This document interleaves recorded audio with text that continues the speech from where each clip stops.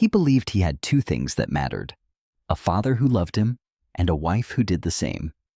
He was a civil engineer, steady, principled, the kind of man who caught million-dollar mistakes quietly and never needed the credit.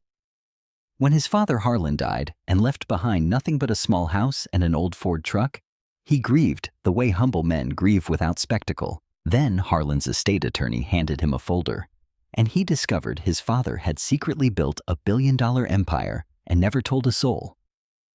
Later, someone ran a red light and hit his truck at full speed.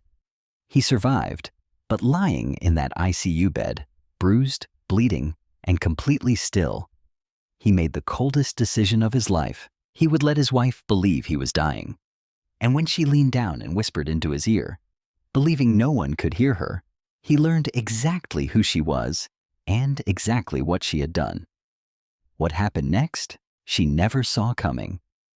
Before we jump into the story, comment where in the world you are watching from and subscribe, because tomorrow's story is one you need to hear. The September heat pressed down on the mourners like a heavy blanket, making his dark suit feel even more confining than it had that morning.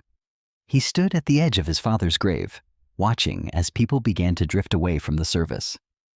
The sound of their footsteps on the dry grass seemed unnaturally loud in the heavy afternoon air. Ryan Whitaker's grave was simple, just like the man himself had been. No elaborate headstone, no fancy engravings, just clean, precise lettering on Georgia granite. He could almost hear his father's voice. "What's the point in making a fuss about it?" He felt Brooke shift beside him, her black dress rustling. Without looking, he knew she was checking her phone again. She had been doing it throughout the service, quick, furtive glances when she thought no one was watching. 2 days ago, she had asked about Harlan's will for the second time, her voice carefully casual. "I just want to make sure everything's taken care of," she said, arranging her face into an expression of weary concern. "You know how these things can get complicated."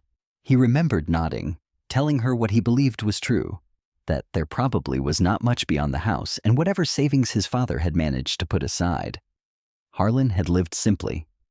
5 work shirts he rotated with military precision. The old Ford pickup he refused to replace, even when the transmission started giving him trouble. Sunday calls to him, always at the same time, never missing once in 20 years. The remaining mourners were clustered in small groups now. Miss Ora, who had found Harlan, stood with Aunt Evelyn near the cemetery gate. They kept glancing in his direction, their faces heavy with concern. A few of Harlan's neighbors talked quietly among themselves, sharing stories about the man who would show up unasked to fix their porches, their fences, their loose shingles. A man he did not recognize approached through the thinning crowd. His dark suit was expensive but understated, his manner professionally somber. "Mr. Whitaker?" The man extended his hand. "Elliot Vance. I was your father's estate attorney." He shook his hand automatically, noting the firm grip, the direct gaze. Estate attorney. The word seemed incongruous with everything he knew about his father. "I would like you to call my office at your earliest convenience regarding your father's estate." Vance produced a business card, cream-colored and understated like his suit. "There are matters we need to discuss." He took the card, its weight somehow significant in his fingers. Before he could respond, Brooke stepped forward, a manila envelope in her perfectly manicured hands. "Ryan?" Her voice was steady, practiced. "I'm sorry. I have been sitting on this for a while. I did not want to do this today, but my attorney said waiting any longer creates complications." The envelope felt heavy despite containing only a few sheets of paper. Divorce papers filed, signed, dated. The letters seemed to swim before his eyes for a moment, before snapping into sharp focus. He looked at his wife. 8 years of marriage condensed into this single moment. She met his gaze without flinching, which somehow made it worse. There was no guilt there, no hesitation, just calm calculation. He slipped both items, the business card and the divorce papers, into his jacket pocket. The fabric felt too thin to contain the weight of what they represented. He turned back to his father's grave, aware of a vast shape forming in his mind. Something huge and dark, whose edges he could not quite make out yet. The drive home was silent. He kept his eyes on the road, his hands steady on the wheel. Brooke sat beside him, perfectly composed, as if she had not just detonated their marriage at his father's funeral. He maintained basic courtesy, held the door when they arrived home, asked if she wanted coffee, responded appropriately to her careful attempts at conversation. Later, lying in the spare room he had quietly moved into when Harlan died, he stared at the ceiling. The business card and the envelope lay on the nightstand, their presence like a pulse in the dark room. One decision crystallized in his mind with the clarity of his father's Sunday phone calls. Before he did anything else, before he even looked at those divorce papers, he would meet with Elliot Vance alone. The morning sun cast long shadows across the driveway as he backed his car out. He had told Brooke he needed to handle some administrative paperwork for his father's estate, a simple truth that revealed nothing of his actual destination. She had nodded, barely looking up from her coffee, already absorbed in her phone. Downtown was quiet this early. He found Elliot Vance's office easily, a well-maintained brick building with discreet signage, the kind of place that spoke of old money and quiet influence. The receptionist led him to a conference room where fresh coffee and water waited on a polished table. Elliot Vance entered precisely on time, carrying a leather portfolio and the same composed demeanor he had shown at the funeral. He sat across from him and placed his hands flat on the table. "Before we begin," Vance said, "I want you to understand that what I am about to share may be overwhelming. We will take it at whatever pace you need." He nodded, noting the careful choice of words. "I appreciate that. Your father's estate," Vance began. "Opening the portfolio is valued at $1.2 billion. His coffee cup stopped halfway to his mouth. He set it down slowly, the gentle click against the table, abnormally loud in the sudden silence. "I am going to say that again," Vance continued, his voice steady. $1.2 billion. He found himself studying the grain of the conference table, tracing its patterns while his mind attempted to process the number. "How?" The word came out barely above a whisper. "Over 40 years, your father assembled an extraordinary portfolio." Vance began laying out documents. Commercial real estate across 3 states: Georgia, Alabama, Mississippi, agricultural land, bought during downturns, private equity positions in regional companies. All of it structured through a network of LLCs that kept his name out of public records. He looked at the documents, property deeds, corporate filings, bank statements. The numbers were real, concrete. His father's quiet empire laid bare in black and white. Why did he never? His voice trailed off. "Tell you," Vance smiled slightly. "Harlan once told me, I have seen what money does to families when they know it is coming. My son is going to earn his life, and then he is going to inherit a foundation." Something tightened in his chest at those words. His father's voice, his father's wisdom. Even now, reaching across the void. "There is something else you need to know." Vance pulled out another document. "The will is explicit. Everything transfers solely to you, with 0 spousal claim possible. Your father inserted that provision 1 year into your marriage to Brooke." He felt the air leave his lungs in a slow exhale. His father had seen something even then, had taken steps to protect against it. "Did my father trust my wife, Mr. Vance?" Elliot Vance was quiet for a long moment. Then he reached into his portfolio one final time and withdrew a sealed envelope. "Your father asked me to hold this for you. He said you would know when the right time was to open it." He took the envelope, his father's handwriting on the front. Ryan, nothing else. The drive home was surreal.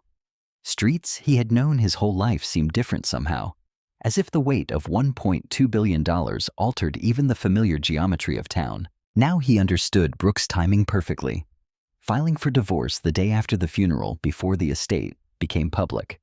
She had known something was coming. She just had not known how much. He pulled into the driveway, the house he had left just hours ago, feeling like a stage set now, a place where performances were given rather than lives lived. Brooke was in the kitchen when he came in. "How did the paperwork go?"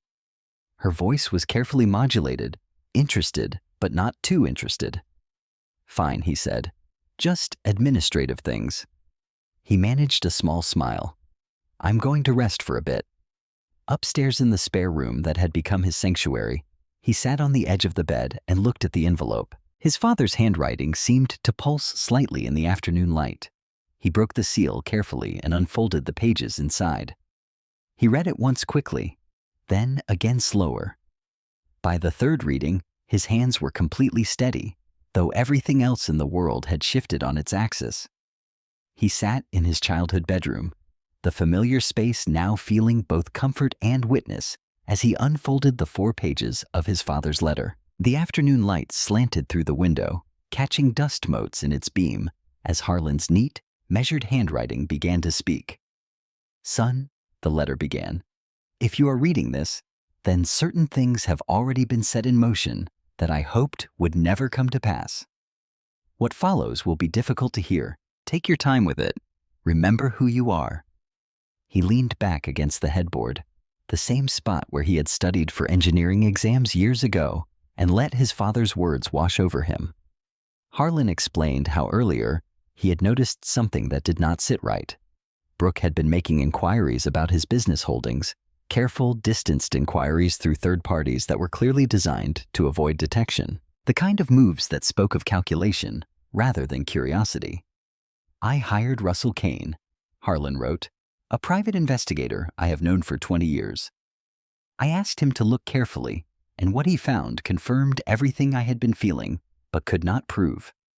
His chest tightened as he read about Julian Drake, a mid-level real estate developer who had been in contact with Brooke for some time. Their meetings were careful, professional on the surface, coffee shops in Atlanta, business lunches that could be explained away, but the pattern was clear to anyone who knew what to look for. Julian Drake has done this before. Harlan's steady handwriting continued. He identifies wealthy targets, cultivates relationships with family members, usually spouses, positions himself to benefit from whatever financial disruption follows. In Charlotte, he did the same thing to a woman named Rebecca Drake. He sat up straighter, reading the next part twice to make sure he understood it correctly. Rebecca Drake is still legally his wife, Harlan wrote. He never formally divorced her. He simply moved on when the operation was complete, leaving her financially devastated. I have included Kane's full report with documentation in the envelope Elliot is holding for you. But you need to understand this now. The woman you married has been planning something with Julian for some time. The only reason they have not moved yet is because they do not know the full scope of what is available to move on. The letter continued with quiet precision, laying out dates, meetings, patterns of behavior that Harlan had documented. Then the tone shifted, became more personal. I tried to protect you by not telling you this sooner, Harlan wrote. I believed that telling you would hurt you in a way you were not ready for. I may have been wrong about that, but I am not wrong about this. That woman does not love you. She loves what she believes you are worth, and she does not yet know what you are actually worth, which means you still have time. He read the final paragraphs twice more, his father's voice so clear he could almost hear it in the quiet room.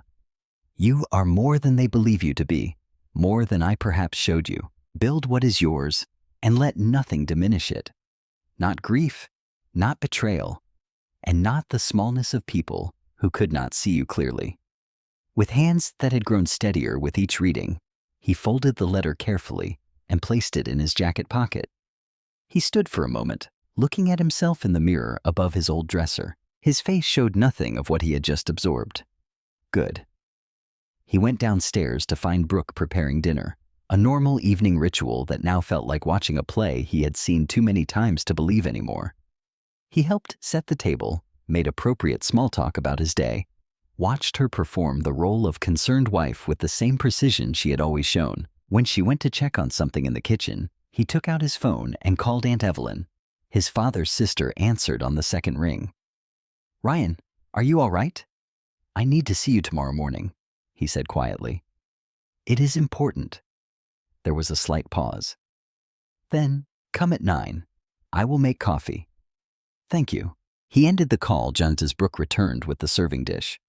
Looking across the table at her now, he felt the last years of marriage dissolve like smoke. All the moments he had believed were real, all the times he had defended their connection to others who had seen what he had not. In their place settled something colder, cleaner, and infinitely more useful, absolute clarity about what needed to be done. He passed her the salad bowl and smiled politely when she thanked him. Tomorrow would begin something new. Tonight was for observation, for noting every detail of her performance, now that he finally recognized it for what it was. The morning sun cast long shadows across the cracked pavement of Miller's Diner, a faded establishment just outside town where truckers and early risers found refuge in bitter coffee and heavy breakfast plates. He chose it deliberately, neutral ground away from familiar eyes. Aunt Evelyn was already there when he arrived, seated in a corner booth with 2 steaming mugs waiting. She stood to hug him, her embrace carrying the weight of everything they had not yet said. "You read the letter?" Not a question. He nodded, sliding into the booth across from her. "I need to hear everything you know." Evelyn wrapped her hands around her coffee mug, her rings catching the morning light. "Harlan told me about the investigator earlier. He needed someone to know, to verify he was not seeing things that were not there. I watched that woman at family dinners for some time. He watched her ask careful questions about Harlan's business interests, about his health, about his plans." She reached into her bag and pulled out a thin folder. "These are copies of some of Kane's reports. Harlan gave them to me for safekeeping. The meetings with Julian Drake, always just professional enough to explain away the pattern of inquiries through third parties about Harlan's holdings. The way she started paying attention to his medication schedule last year, he felt something cold settle in his chest. His medication." Evelyn's face tightened. Earlier, Morton reported overhearing a conversation between Brooke and Julian at a coffee shop in Atlanta. They were discussing Harlan's age, his declining health, specifically the heart medication he had started taking. The tone was, she paused, choosing her words carefully, clinical, like people discussing a timeline. Neither of them said the word aloud. They did not need to. He drove home alone, his father's old Ford eating up the miles as his mind processed everything Evelyn had shared. The morning light had turned harsh, the kind of glare that makes you squint even behind sunglasses. He was minutes from home when it happened. The black SUV ran the red light at the county intersection, moving fast, too fast for reaction time. He saw it in the fraction of a second before impact. Dark paint, tinted windows, aimed directly at his driver's side door. The crash was deafening. Metal screamed against metal. Glass exploded inward. The world spun in a kaleidoscope of light and shadow before everything went black. He regained consciousness to the rhythm of ambulance sirens and the efficient voices of EMTs. Pain radiated from his ribs. Something warm trickled down his face from above his left eye, but he was alive somehow. Impossibly alive. Later, he would learn why. Harlan had reinforced the Ford's door panels years ago, a quiet modification that saved his son's life. Even in death, his father's foresight was still protecting him. The hospital lights were too bright. Doctors spoke in measured tones about monitoring for brain injury and internal bleeding. The next hours are critical, they said. We need to watch for signs of increased intracranial pressure. He lay in the ICU bed, letting their words wash over him as his engineer's mind assembled the pieces. The accident's angle precisely targeted at the driver's door, the speed calculated for maximum impact. The timing days after his meeting with Elliot Vance about the estate, a meeting Brooke did not know about, but someone watching him would have noticed. This was not random. This was architecture. In that moment of clarity, he made his decision. He regulated his breathing into the shallow rhythm of unconsciousness. He let his face go slack, his body completely still. When the nurse came to check his vitals, he gave no response to her gentle attempts to rouse him. Hours passed in that practiced stillness before he heard the distinctive click of heels on linoleum. Brooke's voice carried down the hallway, the perfect pitch of devastation as she spoke to the attending physician. How bad is it? When will he wake up? We are monitoring closely, the doctor replied. The next hours will tell us more about the extent of potential brain injury. He remained motionless as Brooke entered the room. He tracked her movement through sound alone, her heels crossing to his bedside, the soft rustle of expensive fabric as she sat in the visitor's chair, the carefully timed catch in her breath that any observer would read as barely contained grief. He waited, every muscle held in perfect stillness, as his wife began her performance for the benefit of the hospital staff. The steady beep of the heart monitor filled the ICU room as Brooks' heels clicked across the floor. He kept his breathing shallow and measured, his face completely relaxed despite the sharp pain in his ribs. Through his closed eyelids, he sensed the fluorescent lights and could track Brooks' movement by sound alone. "Oh, baby." Brooks' voice carried the perfect note of distress. "What happened to you?" A nurse moved efficiently around the bed, checking IV lines and monitors. "His vitals are stable," she assured Brooke. "The doctor will be in shortly to discuss his condition." "Thank you," Brooke replied, her voice thick with practiced emotion. Can I just sit with him?" "Of course. Press the call button if you need anything or notice any change." He tracked the nurse's footsteps as she left the room. The chair beside his bed creaked softly as Brooks settled into it. She took his hand, her grip careful, mindful of the IV line. Her wedding ring felt cold against his skin. For several minutes, she maintained her vigil in silence. The nurses passed by at regular intervals, their shadows briefly darkening the doorway.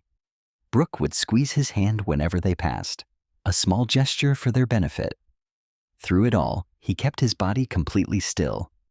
The pain in his ribs had settled into a steady throb, but he did not allow even a flicker of discomfort to cross his face. He had learned patience from his father, the ability to remain motionless and wait for what needed to reveal itself. Finally, the floor went quiet. The nurse's station chatter dimmed. The last set of footsteps faded down the hallway. The chair creaked again as Brooke leaned forward. He felt her breath against his ear, warm and intimate, a grotesque parody of affection that made him want to recoil, but he remained perfectly still. "I know you cannot hear me," she whispered, her voice barely above a breath. "But I need to say this because I have been carrying it, and I need it to be somewhere outside of me." She paused, adjusting her position slightly. Julian's man was not supposed to leave so much evidence. "We are going to have to deal with that. But you are not going to make it, baby. The doctors just do not know it yet." Her hand tightened almost imperceptibly on his. "And when you are gone, everything your father built, everything you never even knew enough to protect, is going to come to me as your wife, because I filed before the estate was made public. Because I planned this better than you could have imagined." The monitor continued its steady beeping. He focused on maintaining the same shallow breathing pattern, even as rage and clarity crystallized inside him with equal force. "You were never going to be what I needed," Brooke continued, her whisper taking on an almost gentle tone that made it worse somehow. "I am sorry it had to be this way, but this is the way it had to be." She pulled back slowly. He heard the soft rustle of fabric as she straightened her blouse, and then, with perfect timing, she began to cry, soft, controlled sobs that coincided exactly with the return of footsteps in the hallway. "Mrs. Whitaker?" The nurse's voice was sympathetic. "Can I get you anything?" "No, thank you," Brooke managed, her voice breaking just enough. Seeing him like this?" "I understand. Try to stay hopeful. These first hours are critical, but he is stable." He remained motionless as the conversation continued around him. Every word, every inflection, every calculated pause in Brooke's performance was being cataloged and stored. The shape of her betrayal was now completely clear. Not just the accident, but the years of planning that led to it, the careful timing of the divorce filing, the partnership with Julian, the cold assessment of his worth against his father's hidden wealth. Through the long night that followed, he maintained his stillness as Brooke came and went. She would return with coffee, speak softly to the nurses, make phone calls in the hallway about postponing meetings and arranging to work remotely. Every action precisely calibrated to appear as a devoted wife facing possible tragedy. He captured it all in his mind. Her words, her composure, her performance. For the next hours, he would remain in this state of practiced unconsciousness, gathering every detail he needed. The pain in his ribs became secondary to the clarity of purpose that now filled him. His father had taught him patience. Brooke was about to learn exactly what that patience could build. The second morning in the ICU brought a new set of footsteps, heavier, more deliberate than Brooke's careful heel clicks. He maintained his practiced stillness as two people entered his room. "How is he looking?" A man's voice, smooth, confident, with the practiced warmth of someone who moves through expensive rooms. Julian Drake. He had never seen him, but Evelyn's description of his voice like honey over steel was perfect. "The same," Brooke replied quietly. "They are still monitoring for brain activity." Fabric rustled as Julian moved to the foot of his bed. The metal rail creaked slightly under his grip. Timeline on the estate proceedings. Elliot Vance's office has not set anything in motion yet. They are waiting to assess Ryan's condition before determining next steps. Brooke's voice was stripped of its earlier performance.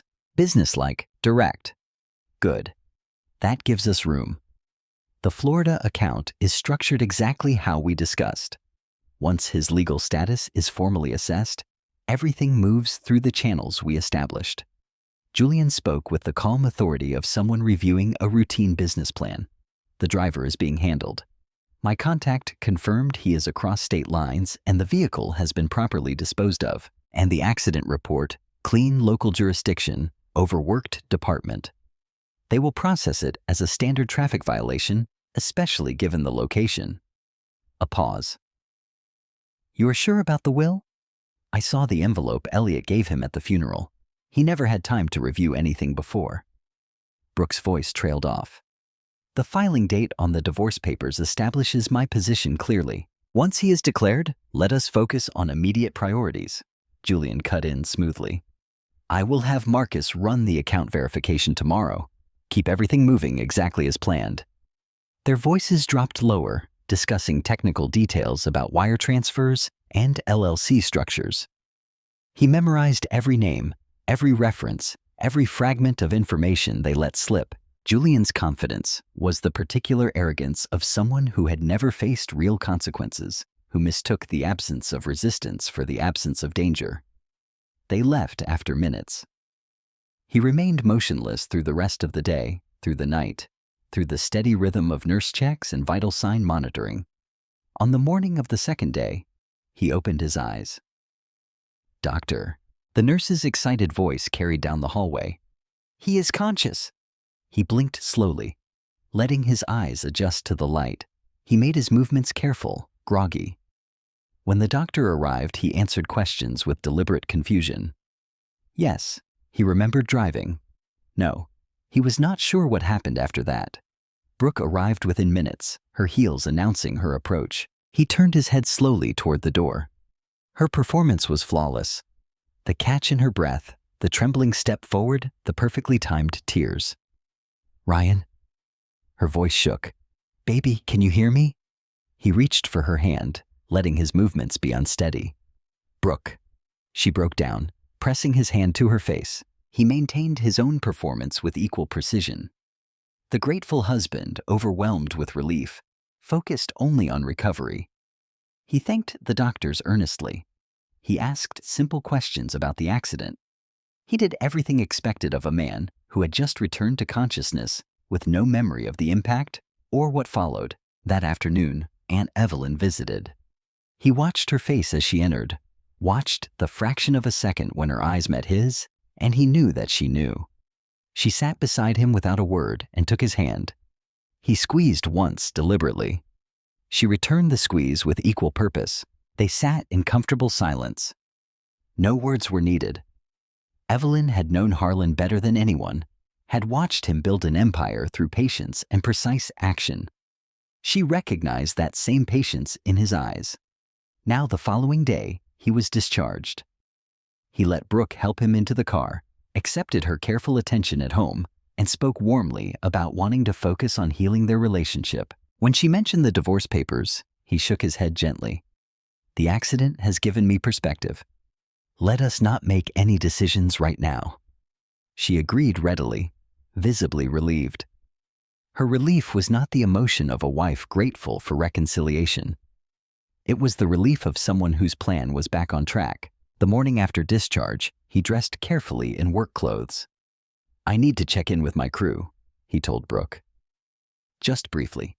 They are handling a critical phase of the Thompson project. Are you sure you are ready?" Her concern was perfectly calibrated. "Just a quick visit," he assured her. "I will be back for lunch." He drove to the job site, parked in his usual spot, and took out his phone. 3 calls would set everything in motion. He looked at the screen for a long moment, thinking about his father's patience, about precision, about the weight that properly distributed structures could bear. He sat in his truck at the job site, the morning sun warming the dashboard, the familiar sounds of construction, the rhythmic thud of hammer strikes, the whine of circular saws, the beeping of equipment in reverse created a steady background pulse. He looked at his phone for a long moment, organizing his thoughts with the same precision he applied to load-bearing calculations. The first call was to Tyler Ross.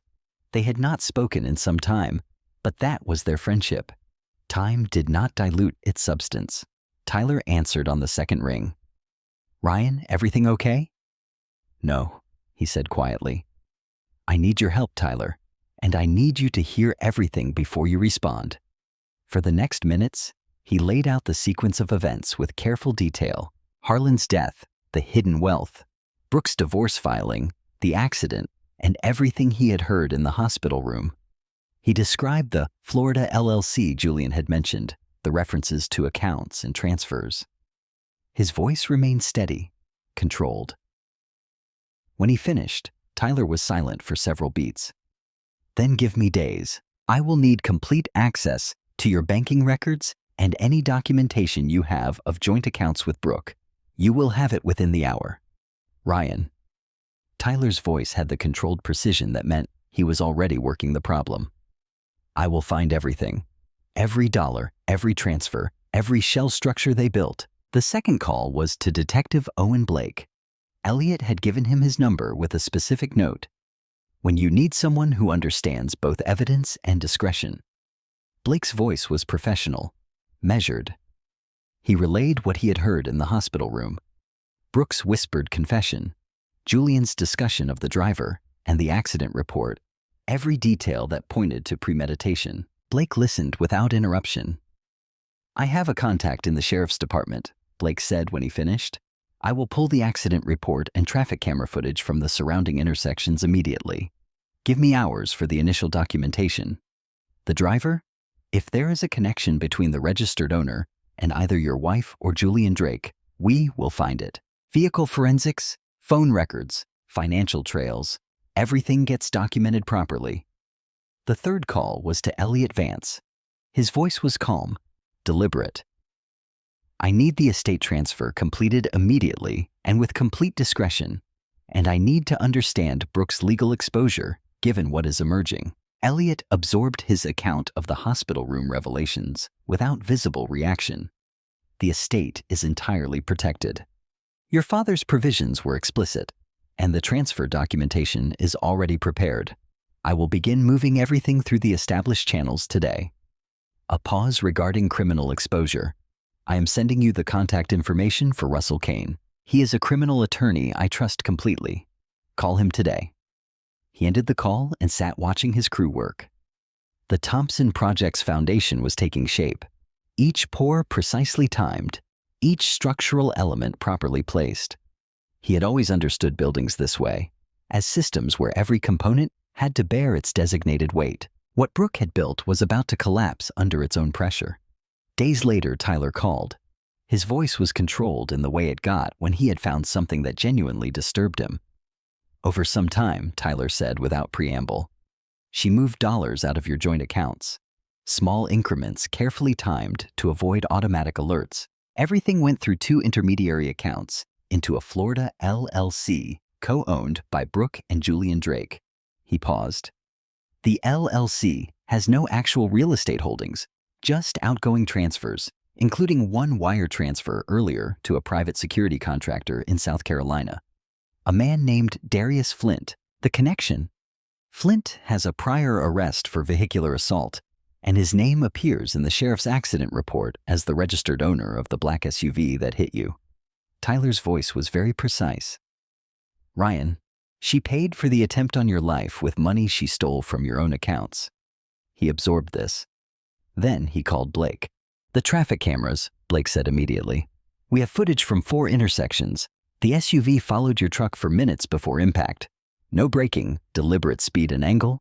We also have phone records showing calls between Julian Drake and Flint in the hours before the accident. He paused. Ryan, I have enough to take to the DA. Not yet. His voice was quiet. I need hours. He sat in Harlan's kitchen, the afternoon light slanting through windows that had witnessed years of his father's quiet discipline. He looked at his phone, each number he needed to dial, representing another piece of the structure he was building. Not revenge, accountability. The distinction mattered. He called Brooke's mother first. Sarah Fontaine's voice carried the warmth it always had, even through speakerphone. Ryan, how are you holding up, sweetheart? Managing, he said, keeping his voice gentle. I was hoping you and Robert could come to town tomorrow evening. There are some things we need to discuss as a family. Next steps with everything that has happened. Of course, Sarah said immediately. What time would you like us there? At 7 at Harlan's house? We will be there. A pause. Ryan, is everything all right? It will be, he said quietly. Thank you, Sarah. He ended the call and dialed the Charlotte number Elliot had verified.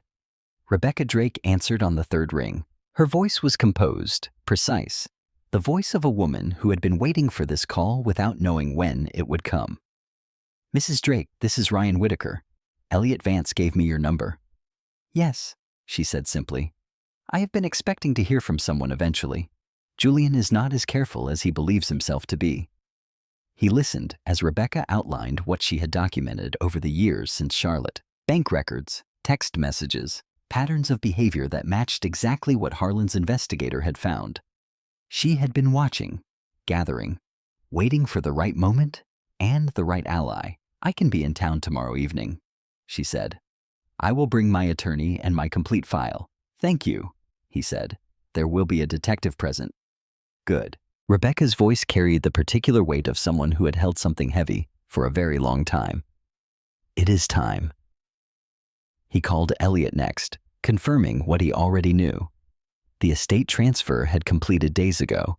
Every account, every property, every holding was now legally and irrevocably his. Brooke's divorce filing coming before the estate became public had seemed clever to her. Combined with evidence of criminal conspiracy, it had become another nail in the legal coffin she was building for herself. The criminal attorney, Russell Kane, was equally clear. The divorce filing actually works against her position. She filed before knowing about the estate, which means she cannot claim she was seeking her fair share of marital assets. And the conspiracy evidence makes any attempt to assert spousal rights fundamentally non-viable. He absorbed this, then made his final call of the afternoon. Brooke answered immediately. Hey, he said, letting warmth enter his voice. I was thinking, would you come to dinner at Dad's house tomorrow around 7? Being there, it helps me process everything. Of course, Brooke said, her voice carrying the careful concern she had been performing since his discharge. Whatever you need. Do you want me to bring anything? Just you, he said quietly. Thank you. He ended the call and sat in the deepening afternoon light. Brooke would arrive tomorrow believing the estate was still in motion, believing she needed to keep him calm and cooperative just a little longer, believing she had planned for every contingency except the one sitting in this kitchen. She did not know her parents were already on their way to town. She did not know Rebecca Drake was boarding a flight from Charlotte with a file containing years of documented pattern.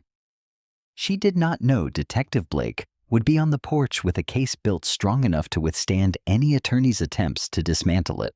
She did not know that he had spent hours in a hospital bed building the most precise thing he had ever engineered. Consequences. He stood and walked to the counter where he had placed the folder containing everything. Bank records, traffic camera stills, phone logs, wire transfer documentation. He straightened it carefully, precisely, the way his father had straightened his work shirts every Sunday evening. Then he went upstairs to prepare the room where truth would finally have its moment. The next evening, at minutes before 7, he heard Brooke's car in the driveway. He straightened his jacket, checked that Sarah and Robert were seated comfortably in the living room, and walked to the front door. When he opened it, Brooke smiled, the same smile she had given him for years. He stepped aside to let her enter. Brooke stepped into Harlan's house with the practiced grace she had perfected over years of marriage. Her heels clicked softly on the hardwood floor, the same floor Harlan had swept every Sunday morning before his weekly call to him. She registered her parents' presence in the living room with only the slightest hesitation in her stride, a fracture of composure so brief most people would have missed it, but he noticed. He had spent years watching her perform, though he had not known it was a performance until now. "Mom, Daddy." Brooke's voice carried warmth and surprise in perfect measure. She moved to embrace her mother, the gesture fluid and natural. "I did not expect you both here."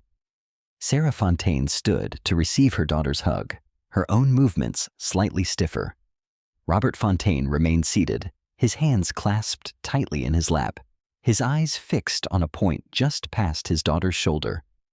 "Ryan asked us to come," Sarah said quietly. "He said we needed to talk as a family." "Of course," Brooke said, turning to embrace her father, who stood reluctantly. "With everything that has happened, it is important we are all together." She smiled at him, the same smile she had given him thousands of times before. "This is thoughtful of you, bringing everyone." "Sit down, Brooke." His voice was not loud. It carried no anger, no theatrics, but something in its stillness made Brooke's smile freeze for just a fraction of a second. She sat on the couch beside her mother, smoothing her skirt with practiced precision. He remained standing in the center of the room. The evening light through the windows cast his shadow long across the floor his father had swept so carefully for so many years. He did not pace. He did not gesture. He simply stood as still as he had been in that hospital bed and began to speak.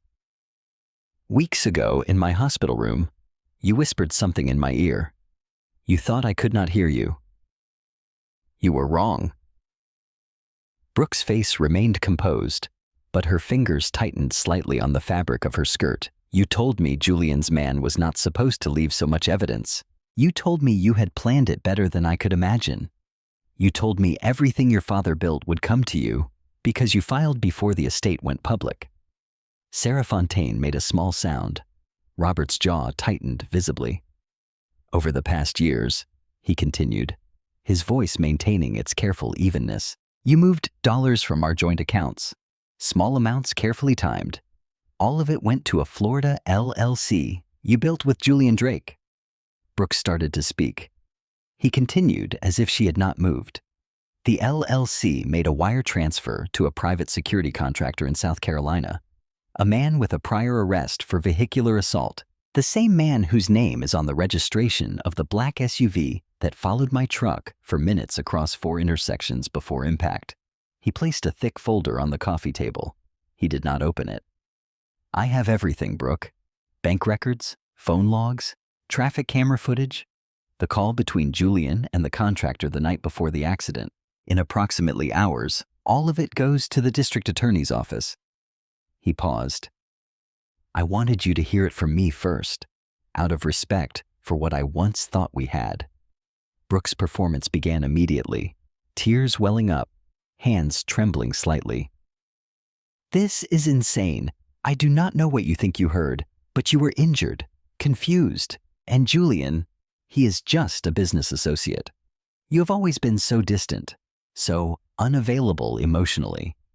I have spent years trying to reach you." Sarah Fontaine watched her daughter with an expression of dawning horror, not at the accusations, but at the precision of the performance she was finally allowing herself to see. Robert Fontaine sat in absolute stillness, his jaw clenched so tight the muscle visibly jumped. When Brooke finished, he spoke quietly. "You leaned over my hospital bed and told me Julian's man did not leave enough evidence. You told me I was not going to make it. You told me you planned it better than I could imagine." The performance collapsed. not dramatically. Brooke was too skilled for that. But something in her eyes went flat and cold, like a door closing. He walked to the front door and opened it. Detective Owen Blake stood on the porch in a dark suit. Beside him was a composed woman in her 40s, Rebecca Drake, and a man he recognized as her attorney. Rebecca's attorney has already filed documents that freeze every account you and Julian built together, he said, his voice still quiet. And Julian, who I understand you have been having trouble reaching, is currently being interviewed by 2 county sheriffs in Fulton County. He stepped aside, holding the door open. Goodbye, Brooke. Months passed like water over stone, smoothing rough edges, but leaving the foundation intact. Harlan's house in town stood transformed. He had opened up the walls with careful precision, letting light pour through spaces his father had never imagined but would have appreciated. The bones remained exactly where Harlan had placed them, load-bearing walls still carrying their original weight. But now sunlight streamed through new windows and doorways in ways that made the whole structure feel both older and newer at once.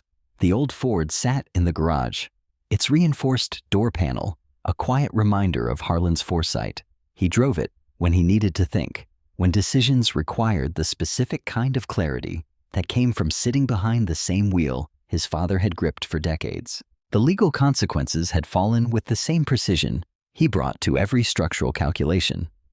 Darius Flint, the contractor who drove the SUV, broke first, faced with attempted murder charges and irrefutable evidence. He provided a complete statement within hours. He named Julian Drake as the man who hired him, detailed the payment from the Florida LLC, and described the specific instructions about impact angle and speed. The money that nearly killed him had been stolen from his own accounts. Julian Drake lasted days before self-preservation overwhelmed whatever loyalty he thought he had. With Rebecca's attorney freezing every account connected to the LLC and 2 counties investigating his business dealings, Julian made the calculation he had known he would make. He talked. His cooperation earned him a reduced sentence, years in a Florida state facility. Stripped of every asset Rebecca's civil suit could reach, Flint received years. He would serve most of it. Brooke's attorney spent weeks trying to negotiate, approaching the DA's office separate times with offers of cooperation. The DA declined each one. The evidence package Blake had assembled was comprehensive enough to secure convictions without requiring Brooke's participation. Her trial lasted days. The jury deliberated for less than hours. The conviction was complete. Conspiracy to commit murder in the first degree, solicitation of murder, 3 counts of felony wire fraud, 1 count of felony theft by taking. At sentencing, the judge emphasized the premeditated nature of the conspiracy. Not a crime of passion, but a calculated multi-year operation designed to strip a man of his life and his inheritance simultaneously. Years. He was not in the courtroom for any of it. He received the verdict by phone from Blake while reviewing scholarship applications at his father's desk. He thanked Blake, set down his pen, sat quietly for a moment with the weight of years, then picked up his pen and returned to the applications. There were candidates for spots in the first cohort of the Ryan Whitaker Technical Scholarship at Town Technical College. The infrastructure consulting firm he launched was seated modestly. He wanted to build it the way Harlan had built things, carefully and without spectacle. They landed a state contract in the 2nd month. Tyler came on as CFO, bringing the same precision to the books that he had brought to unraveling Brooke's financial web. Employees now. 2 more offers pending. Aunt Evelyn bought a small house minutes away. Sunday dinners became a tradition. She told stories about Harlan that he had never heard, filling in the spaces of his father's life with details that made the man more complex and more admirable with each passing week. Brooke's father called once after the sentencing. His voice carried the weight of a man confronting something he had chosen not to see for decades.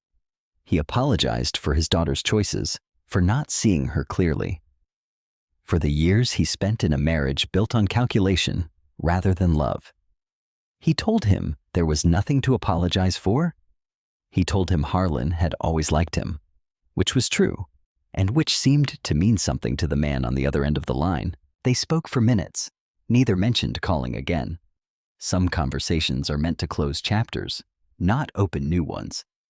Now, on a quiet Tuesday evening, he drove the old Ford through town with the windows down, the air finally cooling after a long summer. He passed the intersection where the accident happened, the skid marks long since washed away, the corner looking like any other corner. He did not slow down. The woman he met at the city planning meeting, an architect who had asked him, with genuine curiosity, if he ever slowed down long enough to enjoy what he was building, had texted earlier to confirm dinner. He smiled and replied yes. He thought about his father as he drove, the quiet man who built an empire in silence and patience and left it for his son like a letter that took a lifetime to write. The road stretched long ahead, beautiful in the evening light, and Ryan Whitaker was exactly where he was supposed to be. I hope you enjoyed that one. Be sure to like the video and subscribe so you do not miss the next story.